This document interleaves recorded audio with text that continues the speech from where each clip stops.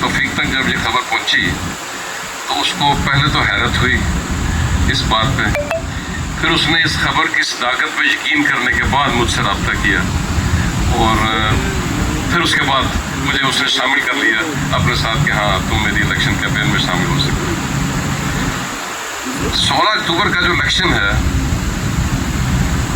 یہ اس supreme court کی bar association کا الیکشن ہے جس کی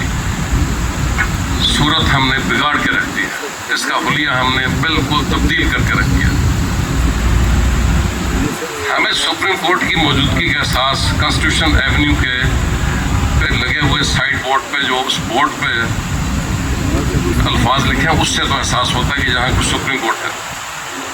جب ہم اس بورڈ کے اندر داخل ہوتے ہیں تو ہمیں کہیں سپریم کورٹ نظر نہیں آتا۔ اس وقت مقابلہ ان دو قوتوں کے درمیان ہے جن میں سے ایک قوت نے سپریم کورٹ کی شکل کو بگاڑ کے اس حالت میں پہنچا دیا ہے، اور دوسری وہ قوت ہے جو ان کے سامنے سفارہ ہونا چاہتی ہے اور سپریم کورٹ کو اور عدلیہ کو اس پرانی شکل میں بحال کرنا چاہتی ہے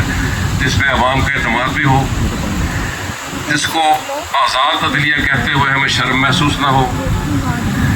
جس میں ہم رول آف لا کی بات کر سکیں۔ اور اس تمام سیناریوں میں توفیق آصف یا پروفیشنل گروپ جو ہے وہ نمائندگی کرتا ہے دوسرے طبقے کی جو سپریم کورٹ کو یا عدلیہ کو اس کی اصل شکل میں بحال کرنا چاہتا ہے۔ تو میں یہاں حاضرین کو کیا کہوں، کیونکہ ہم تو گھر سے جب چلے ہیں تو یہ کمٹمنٹ لے کے چلیں کہ ہم نے ووٹ توفیق آصف کو دینی ہے۔ یہ توفیق آصف ووٹ جس طرح ابھی سلمان اکرم راجہ صاحب کہہ رہے تھے کہ یہ پاکستان کے ضمیر کا سوال ہے۔ سپریم کورٹ بار ایسوسیشن کا آفس بیرر ہونا کوئی چھوٹی بات نہیں ہے، یہ پورے ملک کی ایک کریم آف دی نیشن کے ریپرزنٹیشن ہوتی ہے، جو اس کے معافی ضمیر، جو وکیل کا معافی ضمیر ہے، جو برین آف دی نیشن کہا جاتا ہے،